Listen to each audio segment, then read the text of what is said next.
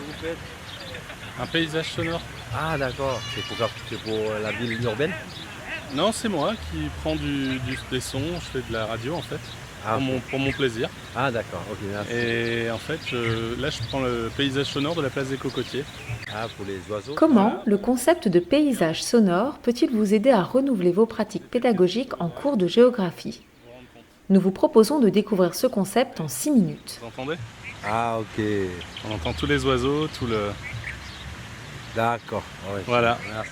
Dans les années 70, le compositeur et acousticien Raymond Murray Schafer, né en Ontario au Canada, est le théoricien du paysage sonore, du soundscape. En 1977, il publie un ouvrage qui demeure encore aujourd'hui une référence, Le paysage sonore, le monde comme musique. Dans son ouvrage, Schafer définit le paysage sonore comme l'environnement des sons, qu'il s'agisse de sons naturels comme le bruit de la mer ou le chant des oiseaux, ou de sons artificiels comme le klaxon d'une voiture ou la musique d'un supermarché. Commençons d'abord par découvrir la démarche de Raymond Murray Schafer. En 1975, il décide d'enregistrer les paysages sonores de 5 communes d'Europe de l'Ouest, dont celle de l'Esconil, dans le Finistère Sud en France. Schafer veut montrer comment le rapport des humains à leur environnement sonore s'est progressivement altéré. Pour le comprendre, écoutons un extrait du remarquable documentaire que Yann Parentoen a consacré aux travaux de Schafer en 1980. À l'époque, je rappelais un souvenir à l'huile pape tout à l'heure. La clarté de l'air pour le son. Comment dire, la transparence. Oui. Un jour, c'était le jour du pardon. Il y avait eu une messe en musique, comme il peut y en avoir à l'Esconil.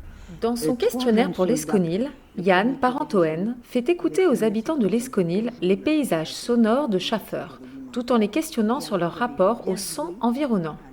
Schafer était en effet persuadé que l'ère post-industrielle menaçait notre capacité d'écoute, que nous ne pourrions bientôt plus distinguer les sons des uns des autres. D'une certaine manière, Schafer peut être considéré comme le premier écologiste sonore. En plus de définir le concept de paysage sonore, le Canadien fournit une méthodologie de l'écoute.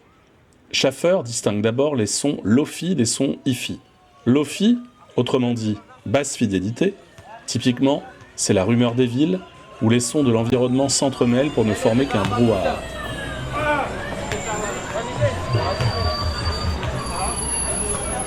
A l'inverse, dans un environnement hi-fi, chaque son se distingue clairement. Par exemple, dans cette carte postale sonore de Jean Palandre et Laurent Sassy, réalisée en 1997,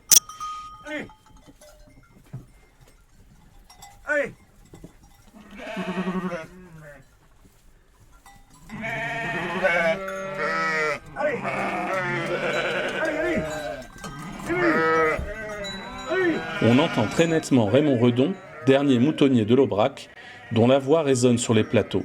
On entend le bêlement des moutons et le tintement de leurs cloches. Voilà un son hi-fi en haute fidélité.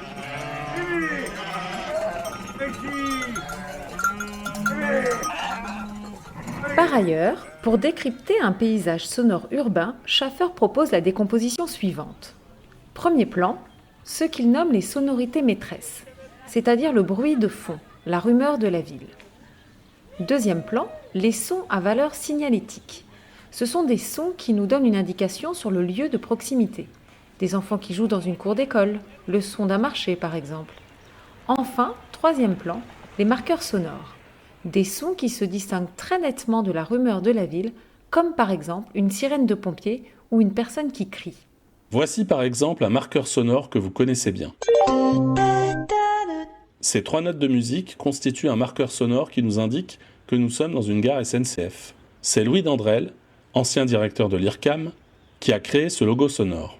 Louis Dandrel est d'ailleurs le premier designer sonore français. En 2011, il a co-créé la société LDS, Life Design Sonore, qui a notamment réaménagé à Lyon le tunnel des mobilités douces dans le quartier de la Croix-Rousse.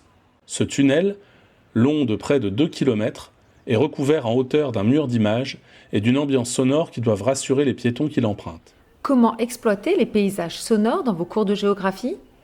Tout simplement en les intégrant dans votre enseignement. Pour vous en convaincre, nous vous proposons une expérience sensible et auditive. À partir de 3 extraits sonores dont nous vous indiquerons le lien, vous devrez, en vous appuyant sur la méthodologie de l'écoute de Schaffer, identifier 3 paysages sonores urbains. Attention, c'est une séance d'écoute active.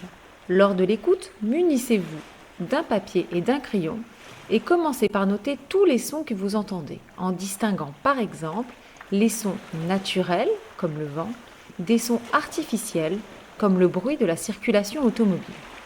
Vous êtes prêts ?